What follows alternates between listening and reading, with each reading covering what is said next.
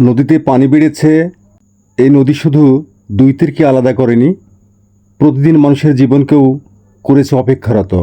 পানি বেড়েছে নদীতে, আর সেই স্রোতের সঙ্গে বেড়েছে পারাপারের অনিশ্চয়তা। তাই আজও মানুষকে ভরসা করতে হচ্ছে নৌকার উপর। জীবিকার তাগিদে ঘরে ফেরার তাড়নায়। কিন্তু এই দৃশ্য চিরদিনের নয়। নদীর বুকের উপর চলছে সেতু নির্মাণ কাজ। আজ যেখানে নৌকা মানুষের পথ, একদিন সেখানেই দাঁড়াবে মানুষের স্থায়ী পথ। সময় বদলায়, নদীর স্রোত বদলায়, আর মানুষের স্বপ্ন একদিন বাস্তবতার সেতু পেরিয়ে যায়। হয়তো এই সেতু শুধু নদী পার করবে না, দুই তীরের মানুষের জীবনকেও আরও কাছে নিয়ে আসবে।